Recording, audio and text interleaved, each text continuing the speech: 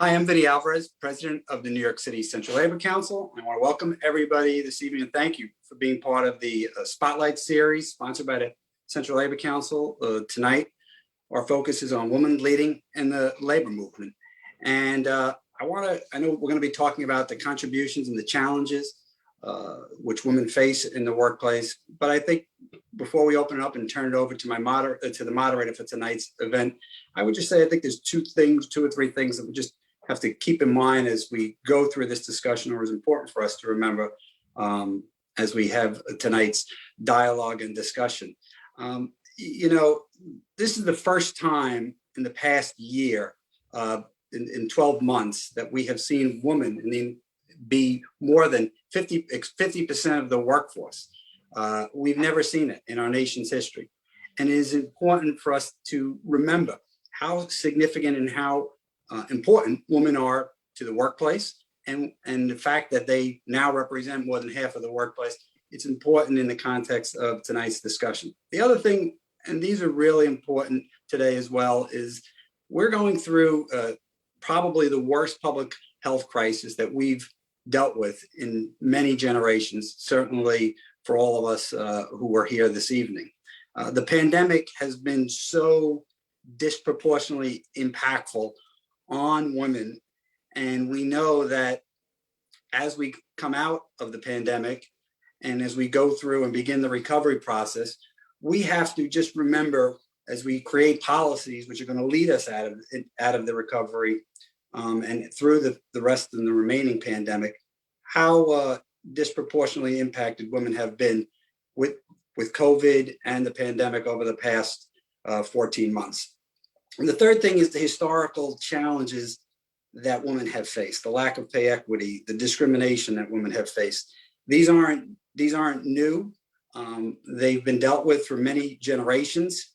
And as we've said, as they've become a higher percentage of the workforce, and as we've dealt with the pandemic this year, they are become more prominent and issues that we're going to have to continue to grapple with. So tonight, through dialogue with some really distinguished and accomplished leaders in the New York City labor movement, and actually beyond, some of them serving beyond the New York City labor movement, we're going to have that dialogue and that discussion, and hopefully make some progress at identifying some important solutions to these problems.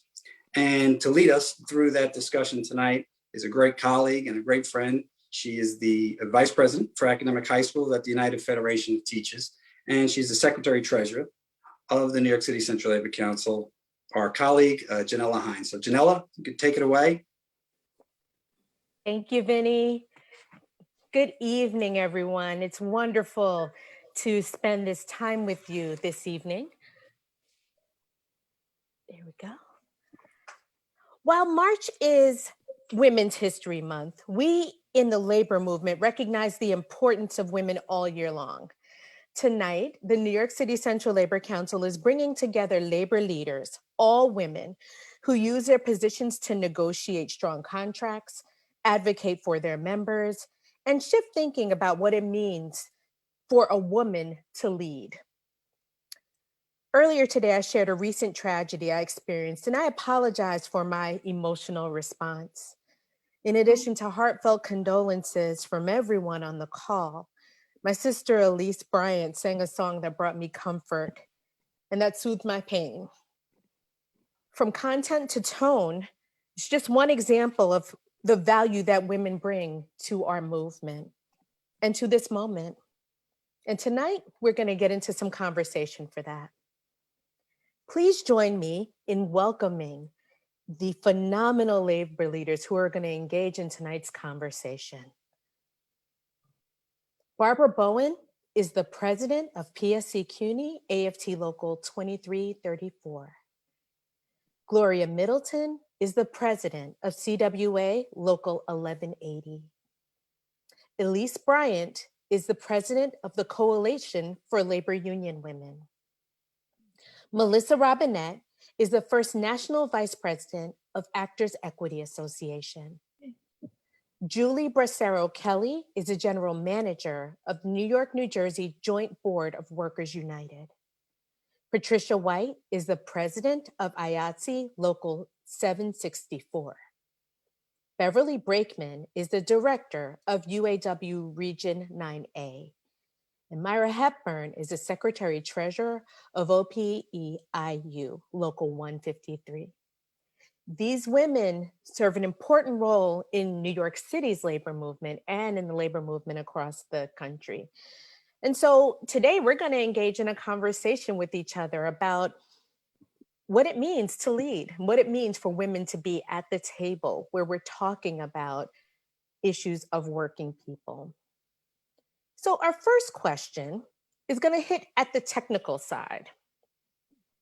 Previously labeled women's issues, including parental leave, equal pay, sexual harassment, childcare, elder care, intimate partner violence, work-family balance. We realize that these are all important union issues. The first question that I have for the panel is, how do you approach these topics with employers and with your members in order to address gendered stereotypes and advocate for improvement of conditions for everyone? And I'd like to start with Barbara Bowen for that question. Barbara? Great, thank you. And thank you, Janella, for starting us. Thank you, Vinny. And thank you, everyone. It's really an honor to be here. It's just thrilling for me. I mean, I knew we'd see these beautiful women here, but it's cool to have it actually happen. So thank you so much for letting me be part of this. And to all the women whom we've seen and we know about, who have not just paved the way for us, but whose work has built the labor movement, and we're not seeing all of them. We don't even know all their names. So I just want to give a tribute to them for the women who have worked and supported this movement, and workers who have borne the brunt of some of the worst parts of labor struggles, life and death struggles. So it's really an honor even to be in the vicinity of that, no less having an elected position. So the issue you raise is such an important one about issues that historically had been labeled women's issues. And I think there are a couple of ways of answering that. I'm hoping some other panelists will chime in, because in some ways issues like parental leave, work-life balance, family leave, sick leave, can be seen. I mean, one thing we want to do as women and as feminists is claim them as everybody's issue, right? They are everybody's issue. At the same time, we have not come to the point in our economic and cultural history where they are not also issues that affect women disproportionately. However hard we struggle, we still find that the privilege and the burden of doing the work of caring falls disproportionately on women.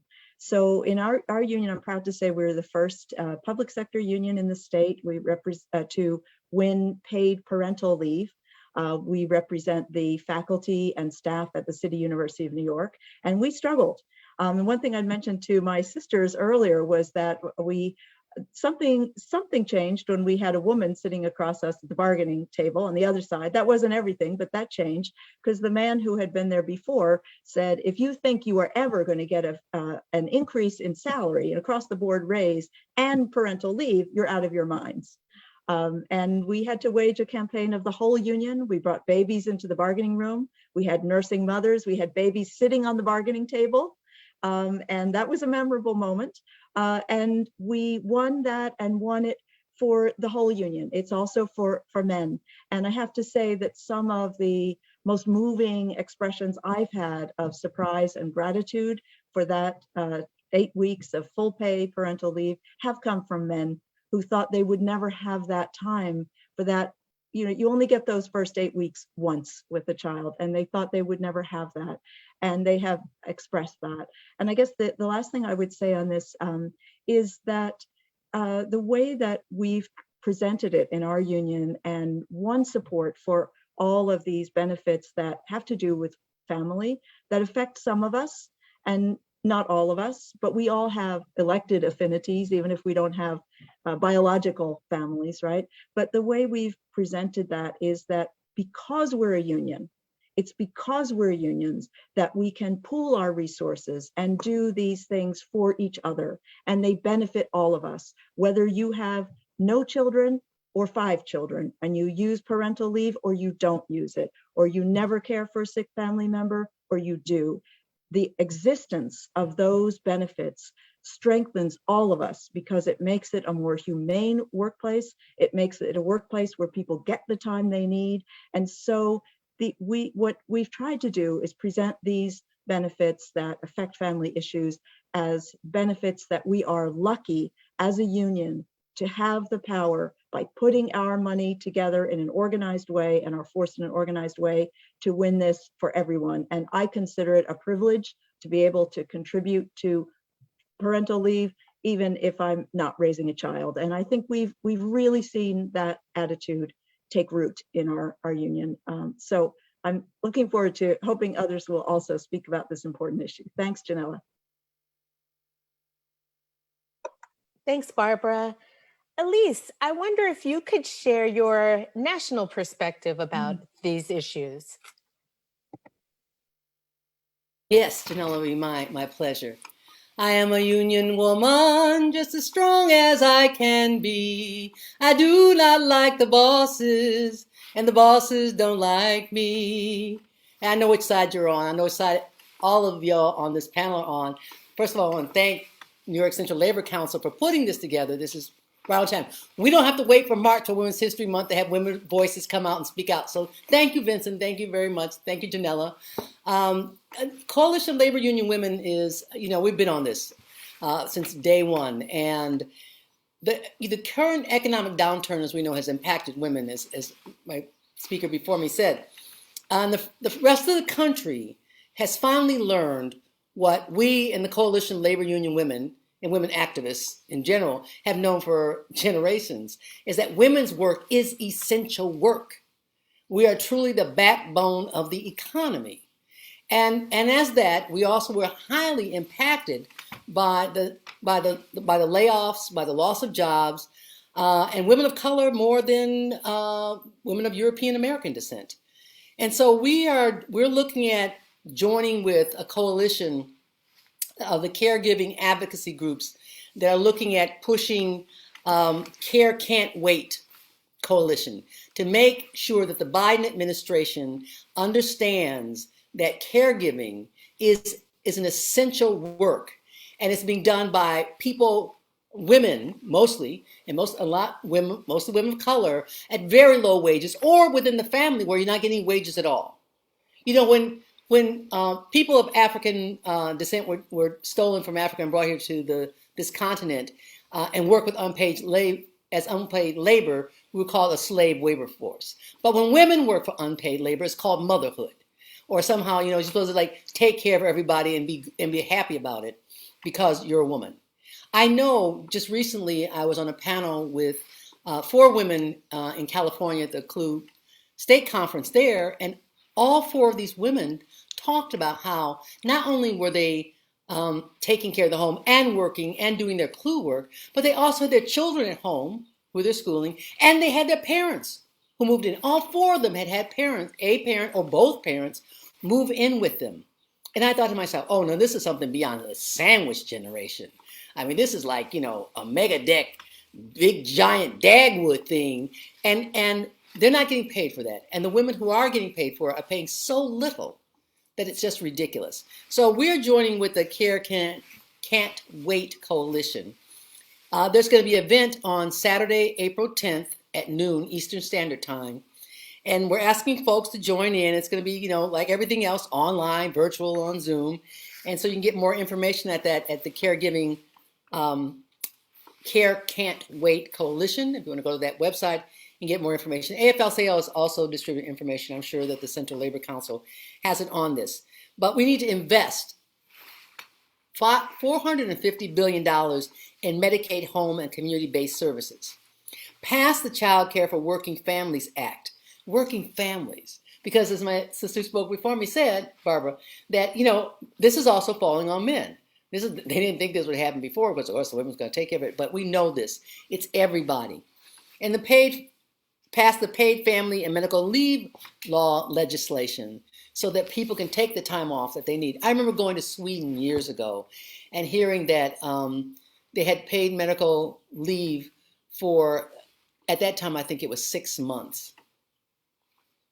And that's just the beginning of a child's life, because they felt like those early months and years of a child's life are the most important. And as Frederick Douglass says, you know, it's much easier to fix a broke child than it is to fix a grown person. I'm paraphrasing, of course. So I really hope that we will join in together and make sure this happens, because we can't be sitting back. And it's not that we sat back during the Obama administration, but I know that I felt like we couldn't hold his feet to the fire the way that, because I wanted to protect him as the first African-American president. But I know right now that that was a mistake. And so we have to hold this administration, as good of things as they are attempting to do. We need to make sure that we hold them to it. And the Democrats as a whole, not to mention the Republicans. So that's what we're working on. Thanks so much, Elise. And we're going to have to add that April 10th event to our calendars to make sure that our voices can be heard. I wonder if we could get Julie Barcero Kelly to join in on this conversation as a leader of a private sector union.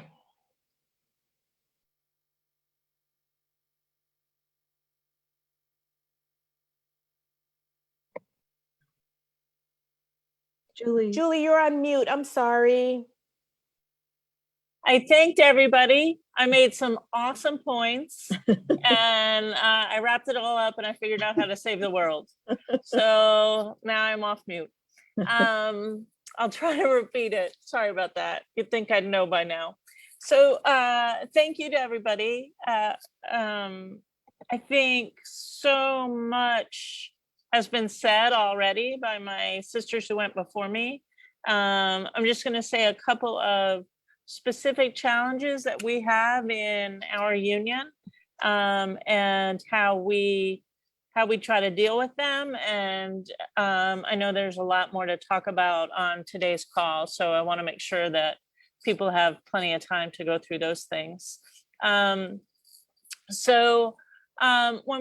When we talk about women's issues, I've been doing this work a long time, and the idea of transitioning that to workers' issues is probably one of the hardest things that we've had to face, that people can actually see that. And I had an employer say, well, we need a lot of seamstresses and a strong man. And that was how they were looking. This was last week. And that was how they were looking for employees. So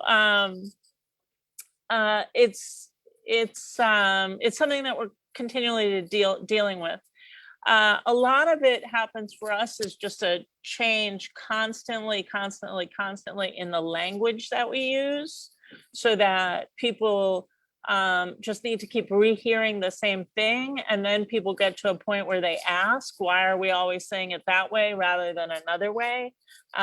So for example, in this example, which wasn't a women's issue, it was, well, why is it sexual orientation and not sexual preference anymore? I thought it was always sexual preference. So being able to keep pushing with the words that we use, and being able to do that during bargaining when we're trying, as Barbara was saying, when we're trying to make a change, and not talking about maternity leave, but talking about parental leave, and not having a difference between paternity leave and maternity leave. So one parent gets 2 weeks and another parent gets 6 weeks. So we do a lot of that around bargaining and making sure that we're consistent with the language that we use, and making sure that we're building the committees that are integral. And we're also very, very thoughtful about the teams that we put together. Obviously, I'm sure everybody here and everybody who's watching feels the same way. And in the private sector, we have a lot of retail and we have a lot of service sector workers. And most of those folks are women. And most of those folks are forgotten by the government. And most of those folks went without, always go without, and went with even less. And so we are trying to figure out how to raise the demand. We're not asking, that we are actually raising the demand, and that it is incumbent on us to be as forceful as anybody else would be, as any man would be, but not necessarily lead in that same way. I don't know if that's a really clear way to put it, but we have a right to be forceful for the issues that matter. It's not a judgment on us. It's actually because we are change makers, and it is about people who are not being helped in other ways. And so we continually put those issues in front of our members so that they are also out there advocates for making quote unquote women's issues worker issues. Then I would hand it back to you, Janella, and I'll go back on mute and talk some more about incredibly life-changing things.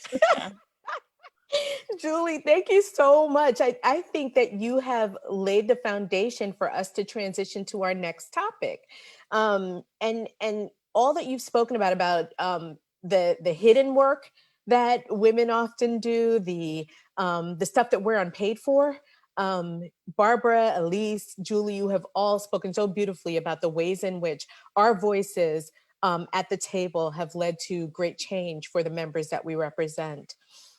So I'd like us to talk a little bit about how this concept of having it all, how does she do it?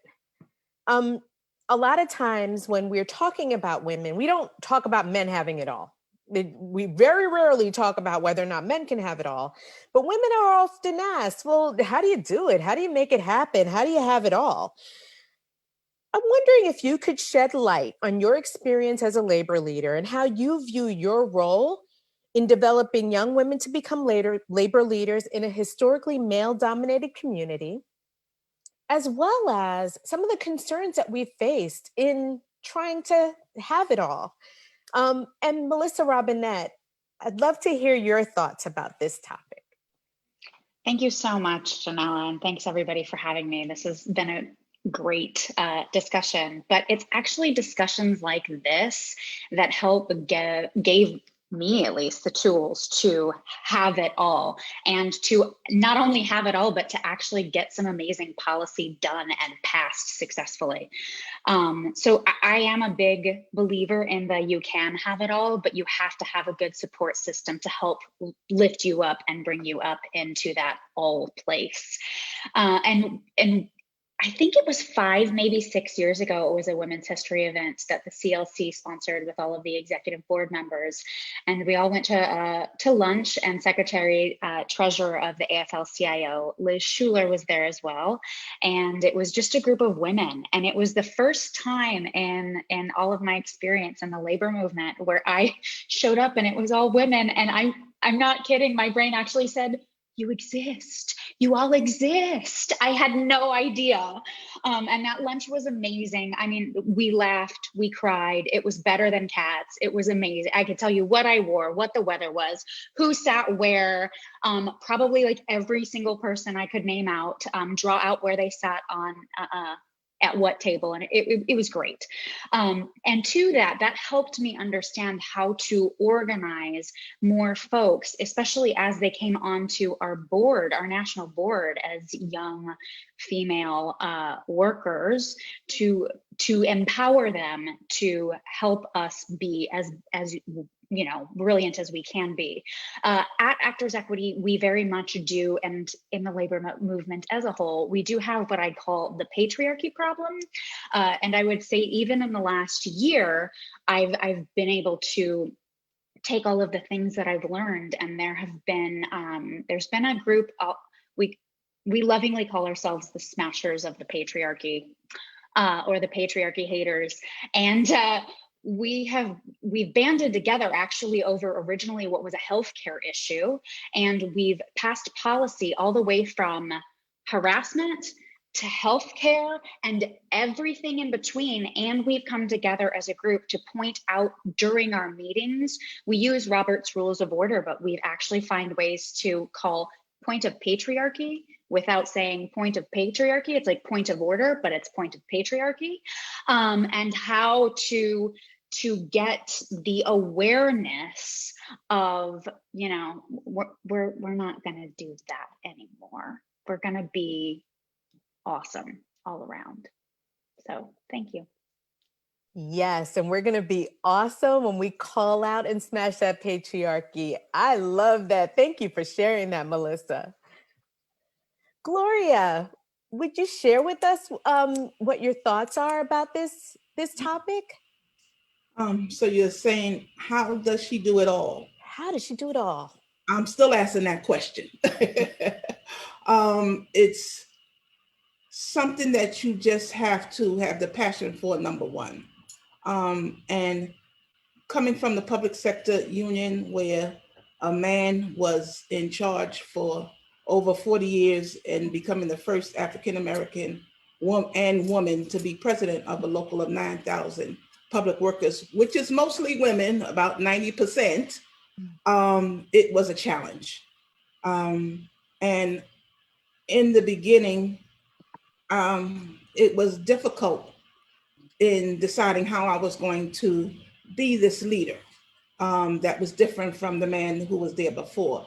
And when I finally got to understanding what my position was, what I realized is you can only be yourself.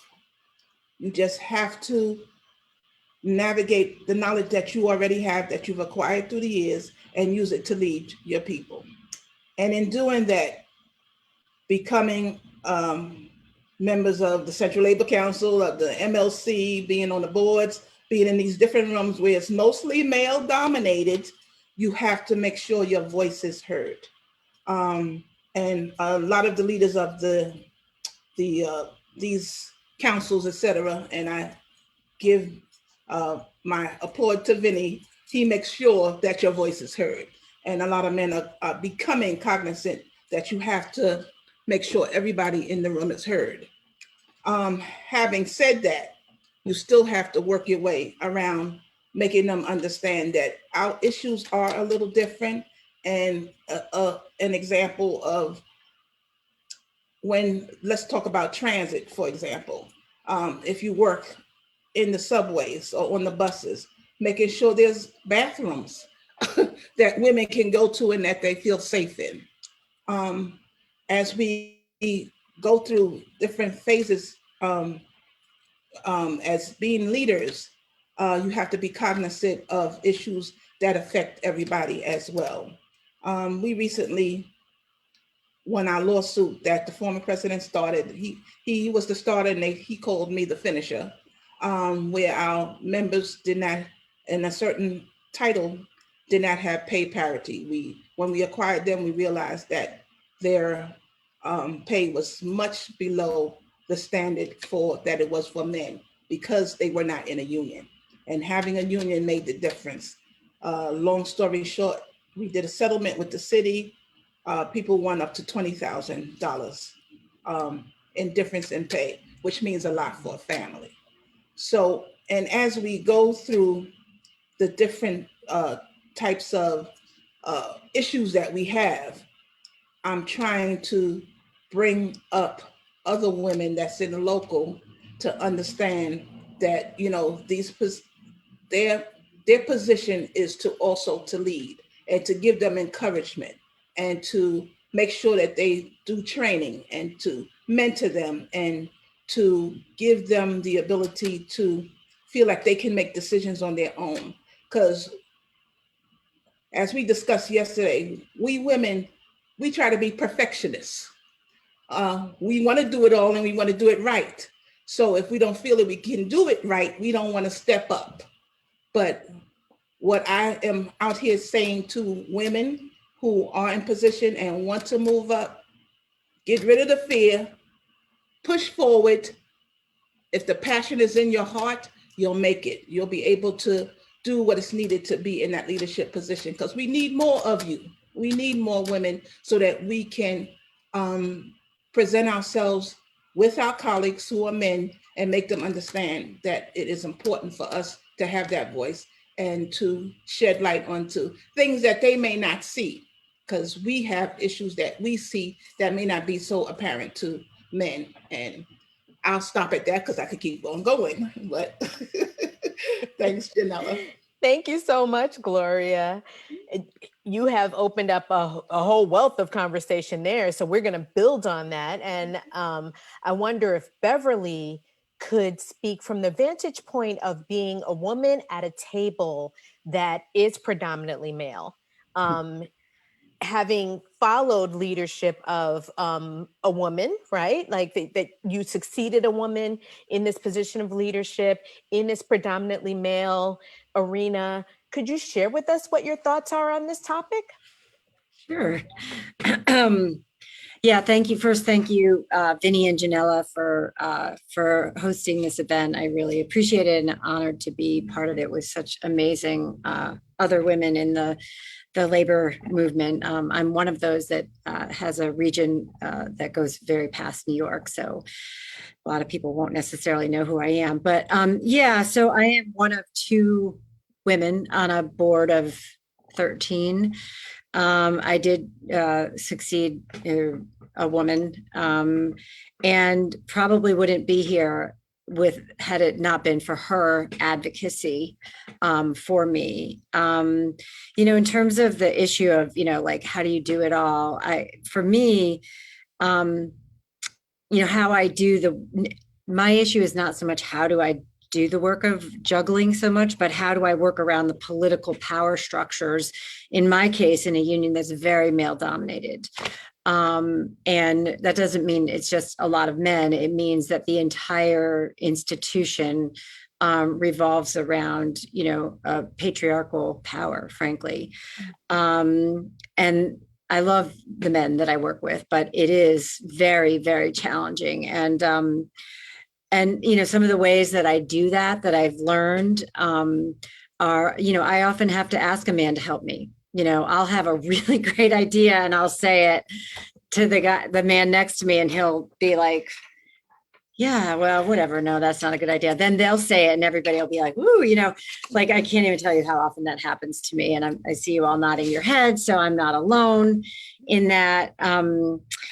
There's lots of ways you adjust, and sometimes until you have the opportunity to talk about it, you don't even think about it, right? Like you're really super nice, or because if you're not really nice, then you're a bitch. You put up with stuff, you shut up, like Julie used to always, my predecessor used to always say, just don't talk, and of course you can't tell me not to talk because I talk too much.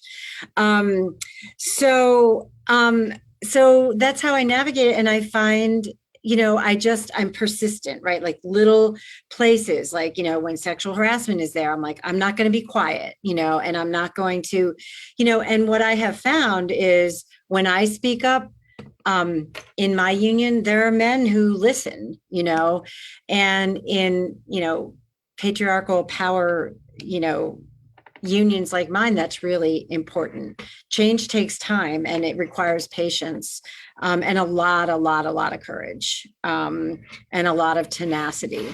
So that's how I handle it. And sometimes I epically fail, like at least every day, probably. The other thing that I think is really my role is, and I think Gloria spoke about this, is to mentor women to take my place and to learn this job and to learn the ways that work and to learn to have their voices. And it's not like I have all the answers, but I'm an example of one way to do it. And it's part of my job to move over. And as a white woman, not just to move over for women that look like me, to make sure I'm moving over and making space. And that just the phrase making space is a very privileged thing to say. But I do see that as my biggest job, and my biggest role is to move over, to teach, to shut up, and learn as much as I can, and what's the phrase, pass it down, you know what, pay it forward, pay it forward. So, you know, and frankly, I'll be honest, I think as a labor woman leader, I can say this, but we're not very good at mentoring leaders, men or women. So, but I do think women can and need to make it a priority, because more than half of the women in this country are more than half the workers are women. And frankly, as with the other question, I just wanted to say, you know, anything that plays out in the real world, like sexual harassment, discrimination, maternity leave, it plays out in the workforce. So by that alone, it's a worker issue. I mean, right now we're on strike at Columbia University. And guess what the biggest issue is? The fact that the university doesn't want to give us real recourse or rights to grievance and arbitration around sexual harassment. A collective bargaining agreement is one of the most powerful tools that we have as a labor movement to make change. And that's what, you know, one thing I'm committed to doing is how do you use your collective bargaining, your mobilizing, your legislative political advocacy to fight systemic racism, gender bias, and discrimination. So that's kind of a long answer, but I appreciate you asking me the question and inviting me here tonight. Thanks, Bev. Thank you so much for hitting all of those topics. It's been important. It's important for us to talk about all of this and the roles that we play. Patricia White, I would love to hear your thoughts about this as someone who is in the entertainment space, in the back of the house, and has, you know, the union continues even though many people are not working right now. What are your thoughts about these topics? Well, in terms of women and women mentoring other women, I think in wardrobe, which is my craft, we do it all the time, right? People at work mentor other people by showing them the ropes. And I'm sure no matter what your craft is, it's like, here's where we keep the stuff. This is how you talk. Don't go over here, right? We're used to mentoring. And so when we get into the union space, we have to keep doing that, Janella, I think, and everyone. We have to keep being sure that we're not just picking out one person and sort of designating them as our successor, right? But we're bringing a lot of different women and men and people of color and trans people and all kinds of people to be on bargaining committees, to show up and do things at the union, because you never know. You never know. So I think that's really important. I also think it's important to acknowledge one thing we do in entertainment is acknowledge the difference between women and men. You know, we're the people who bring you a lot of those stereotypes. So we get that, right? But I think it's important as a leader and a person to acknowledge that women-led organizations sometimes really are different. And I think in a good way, right? And so I think instead of trying to pretend that there is no difference, I think it's important to acknowledge the difference. In entertainment, when you say keep going, the motion picture and television industry has pretty much kept going all the way through the pandemic. It slowed down for a couple of months at the very beginning when the city was in lockdown, but it's been going strong really since last spring. And we have, I think, nearly 40 projects shooting in and around New York City now.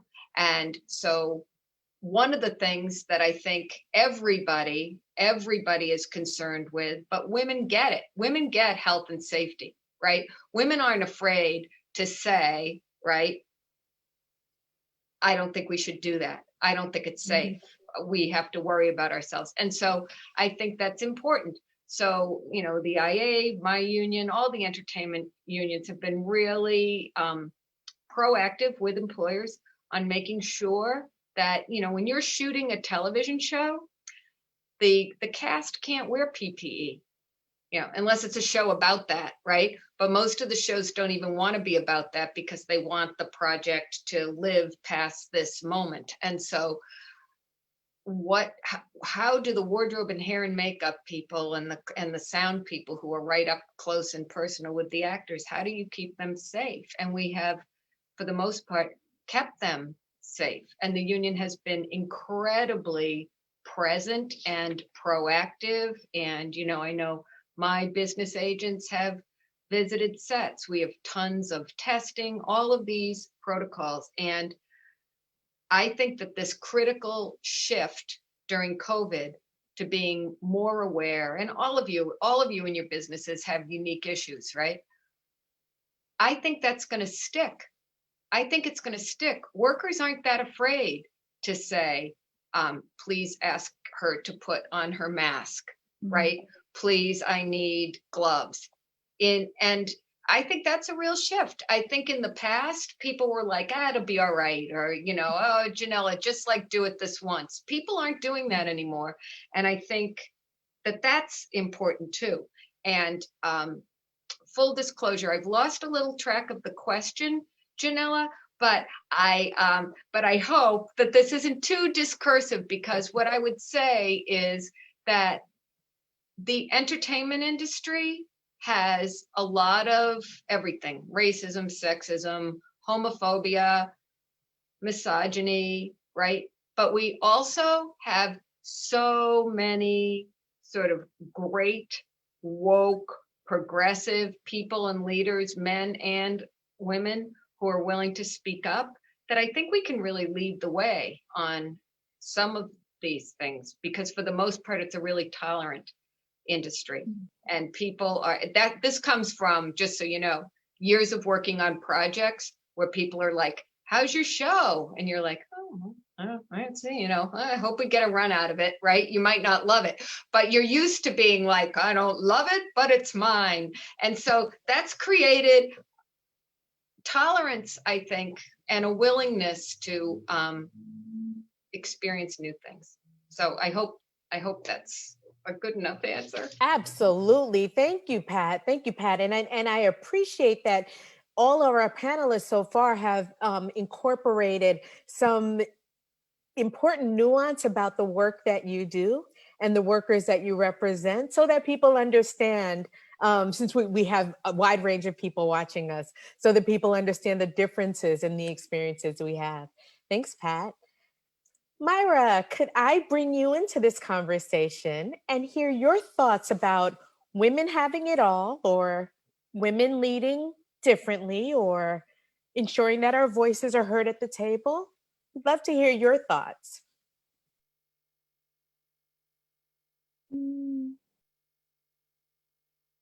You're on mute, Myra. Mute. There you go. Okay. I think that some of the most important issues are, changing at the important role of narcissistic men, is finding development and new leaders and women.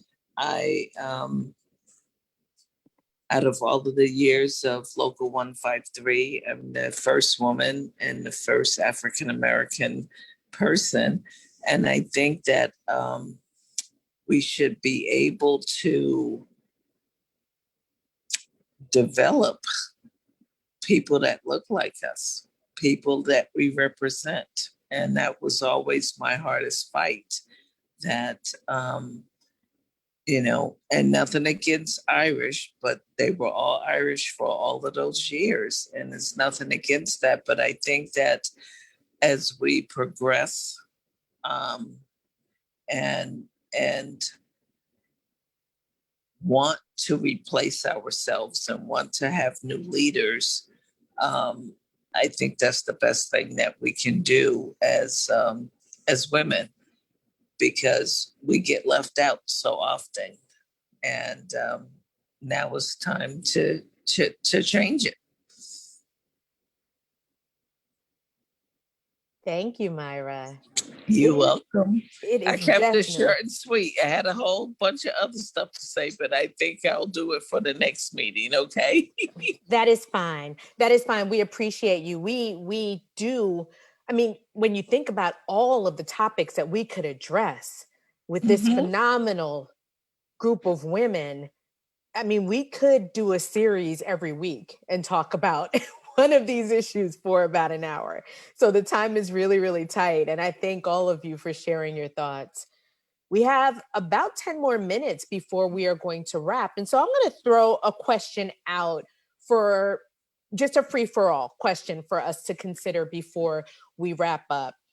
So the way that we lead as women, it's not monolithic. There's not one kind of woman leader. There are many different ways that we express who we are, what our values and priorities are. And oftentimes it's really different from the ways in which our male counterparts present. Um, how can we grasp this moment to fight for the improvement of working conditions post pandemic?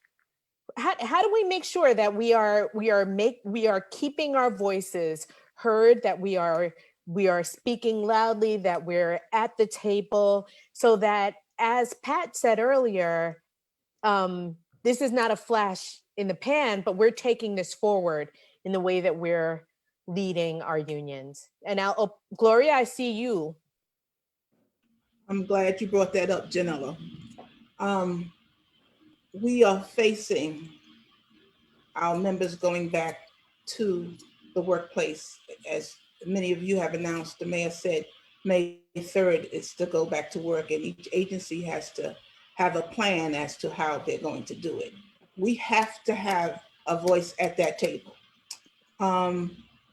Recently, I had to testify with the city council on the issues that we faced when COVID-19 came in, because this was new. Nobody in our generation, and the last pandemic was 100 years ago. So we understood the city, didn't know what to do. The unions didn't know what to do, but we had to put our heads together to try to work out ways that we could keep our members safe. And as more people are getting vaccinated, and as we slowly return to work, we have to be there, especially women, to sit at the table to say there's issues that members are facing. There's post-traumatic stress. There is childcare issues because the schools are not totally open. There's elder care that they have been dealing with because some people have gotten sick from the pandemic and have not recovered, the long haulers. There are issues with whether the workplaces have been renovated so that the quality of air is correct for our members. We have to think about safe spacing because this is not going away that easily. And there are issues that we had a staff meeting today, and most of my reps said the calls are about how will I come back to work if I still have to take care of my child? And I have to say this publicly, my hats go off to the teachers. I think parents now understand how important teachers are because they've had to be teachers at home and they want to kill their children by now. So I actually was asked to sit on a board, and as we said, how do we do everything? I don't know how I'm gonna sit on another board, but I know I have to be there to represent the women of not only my union, but women in general who are working in the public sector. Thanks, Gloria. Julie, did you want to add to this conversation? Yeah, there's so much to add from the women who have spoken before me.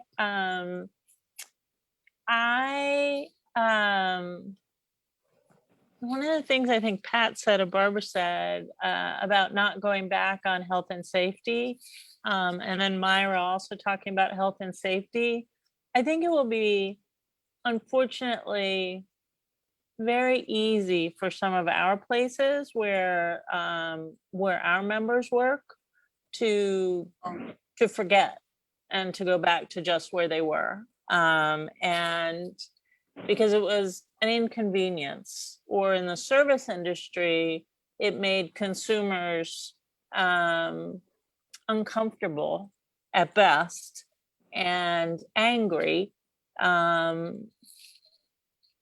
in some instances.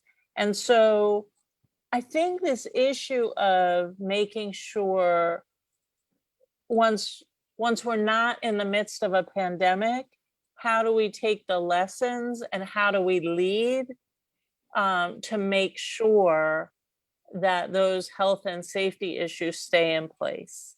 And I want to, the clearest example I can give of it is we're organizing nail salon workers. We've been trying to get personal protective equipment for them for more than 5 years. They still don't have it. They still weren't eligible for vaccines. They aren't eligible for government subsidies. So there are so many workers in the corners and the crevices who everybody says are essential. I saw somebody at a Walgreens that said, they call me essential, I feel like a hostage. So I have a great concern that people feel like there's going to be this day when we don't have to be careful anymore. And I have a feeling of, okay, what are we doing to prepare to make sure that that doesn't happen? Because yes, maybe we don't need to wear the face masks that are made at a shop anymore, but what do we actually need? We've been in a panic. And so as we come out of this panic, how are we preparing for real health and safety in industries that, made improvements over the last 100 years, but aren't where they need to be by any stretch, because it inconveniences the employers or it costs money. So in the nail salons, every pair of gloves costs money, so don't change your gloves. The masks, the N95s are too expensive, so only wear your blue mask if you have a customer. So I, like so many of you on the phone, I could talk about this issue for a very long time. It's just, if I know there are men and women in leadership positions trying to think this through. I know I've been in plenty of rooms where I have had to say to the man who is going to lecture me, please don't tell me what I'm trying to say. I'm actually asking the professional lawyer, not you. You're a lovely person, but I'm asking the lawyer. And you get whatever reputation you get from that, you live with it. But how do we create those spaces where we're saying it's not okay to go back? And just like other movements and just like civil rights movements have done such a like incredible job of saying, this is our time, this is our movement, we are not going to stop. How do we do the same thing here? And I don't know the answer to it, except to have more conversations with like-minded people and like-minded women. Yes, Julie, thank you so much. I will open the floor to I think we have time for one more speaker. Myra. Yeah. Okay. What I want to say is I appreciate this this event tonight, and being in the private sector. Most of the women that are on the phone, we represent them. But the most important piece, I think, that I would like to say is that we organize and keep things going, because yes, it's been really hard working in the world that we live in. It's been really hard, from some of my members. who have lost their jobs, had to go out, who got sick. I mean, it was like a painful year. But I think that my grandmother, and I know we have to leave soon. She had a Lysol can, and my mother keeps everything, and I stay with her. And on the Lysol can, it had COVID-19. This has been around for a long time. This didn't just start. It didn't just start. So I hope we can recover and do the best. And I appreciate the time. And I just want to say, even though we have some men in our organizations, Richard Lanigan has been the best mentor to me. So I wanted to give that a shout out because they're not all bad. They are not all bad. That's right, Myra. Thank you for sharing that. I Yes. think I saw Barbara wanted to make a statement. Okay, if there's time, I'll just do very quickly. And yes, just picking up from where Myra was, yeah, I think the issue is not individual men. The issue is the structure of patriarchy. Mhm. And that's why we all loved that point of patriarchy idea. That was fantastic.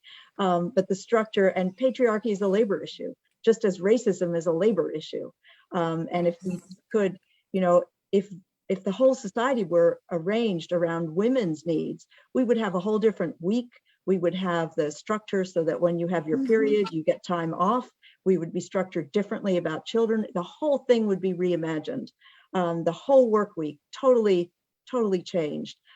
So I don't think we're going to quite jump to that, a whole different arrangement of a work week that's structured around women's cycles, immediately. But one thing I do want to hold on to and develop from this moment is the recognition of systemic racism as well as systemic sexism or patriarchy.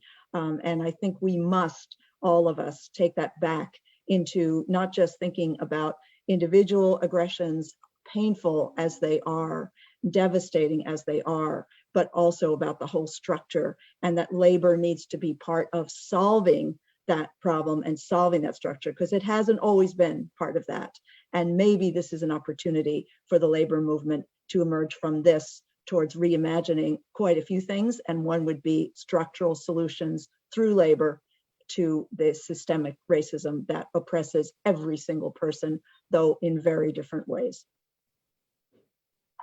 Yes, Barbara Bowen, I think that is the final statement. And I want to say that I am proud to sit at the table with each and every one of you, that we are representing women's voices at the Central Labor Council, that we are advocating for our members, whether they're women, men, non-binary, right? We are here to ensure that our voices are heard, that our members' needs are cared for, that we are working together to address the labor issues, whether they are patriarchy, racism, heterosexism, all of the ways in which people are harmed and minimized, that our voices are being heard. Thanks to each and every one of you for joining us on this panel tonight. Thank you to Xiomara and Sean for ensuring that we got everything behind the scenes. And thanks to all of you for watching us on Facebook Live. Vinny, I appreciate you for your partnership, my friend. And thank you all for joining us. We're going to do this again every month. So we'll come up with something else for next month for us to continue our conversation. So we'll see you then. Thank you. Thank you, everyone. Have a good night. Thank you. Good night. Good Thank night. you. Ladies. Good night.